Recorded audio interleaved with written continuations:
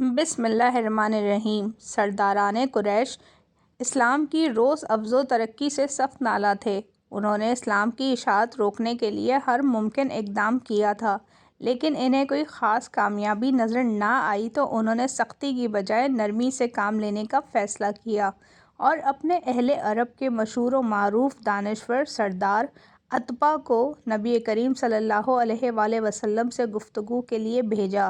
سردار عتبہ اپنی دانشوری میں خاص مقام رکھتا تھا۔ وہ نبی کریم صلی اللہ علیہ وآلہ وسلم کے پاس گیا اور کہا، میرے بھتیجے محمد صلی اللہ علیہ وآلہ وسلم، اگر تم اس نئے مذہب کا پرچار اس لیے کر رہے ہو کہ شہرت اور دولت حاصل ہو جائے اور اس کارروائی سے صرف مال و دولت جمع کرنا چاہتے ہو تو ہم خود ہی تیرے پاس اتنی دولت جمع کر دیتے ہیں کہ تو مالا مال ہو جائے، اور اگر تم عزت کے بھوکے ہو تو ہم تم کو بادشاہ عرب بنا دیتے ہیں، جو چاہو سو کرنے کو تیار ہیں، مگر تم اپنا یہ طریقہ چھوڑ دو، اور اگر تمہارے دماغ میں کچھ خلل آ گیا ہے تو بتا دو کہ ہم تمہارا علاج کروائیں۔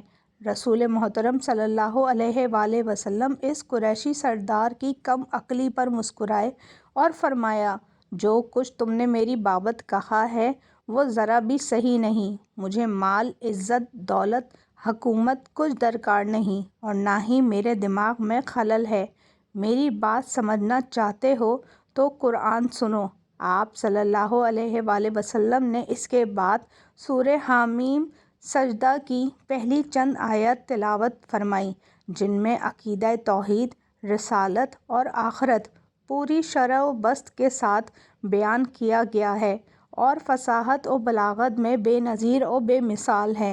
عتبہ ان آیات کو گردن جھکائے چپکے سے سنتا رہا اور بالآخر چپ چاپ اٹھ کر واپس چلا گیا۔ قریش کے سردار اس کے مشن کا نتیجہ معلوم کرنے کے لیے بے قرار ہوئے تھے۔ انہوں نے جاتے ہی سوالات کی بوچھاڑ کر دی۔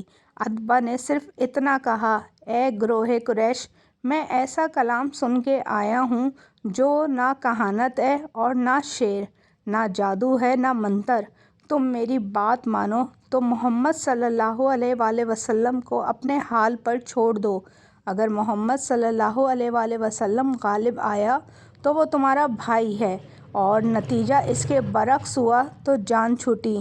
اس پر قبائل کے سردار بہت برہم ہوئے اور کہا کہ عتبہ پر بھی محمد صلی اللہ علیہ وآلہ وسلم کی زبان کا جادو چل گیا ہے۔ قریش کی یہ تدبیر کامیاب نہ ہوئی تو انہوں نے فیصلہ کیا کہ سب مل کر ابو طالب کے پاس چلیں اور اس سے کہیں کہ وہ اپنے بھتیجے کو سمجھا کر رکھے۔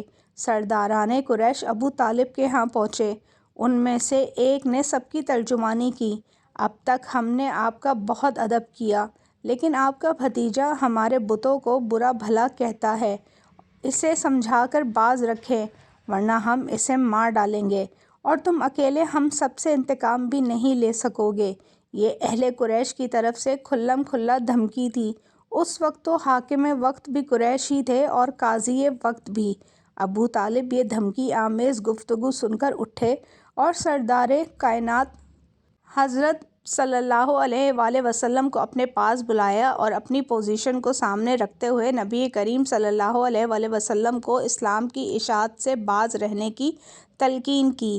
پیارے آقا صلی اللہ علیہ وآلہ وسلم نے پوری گفتگو سنی اور مسکراتے ہوئے جواب دیا، چچا، اگر یہ لوگ میرے دائیں طرف سورج اور بائیں ہاتھ پر چاند بھی لا کر رکھ دیں تو بھی میں اپنے کام سے باز نہیں آؤں گا، اور خدا کے حکم میں سے ایک حرف بھی کم و بیش نہیں کروں گا، خواہ اس کام میں میری جان بھی جاتی رہے۔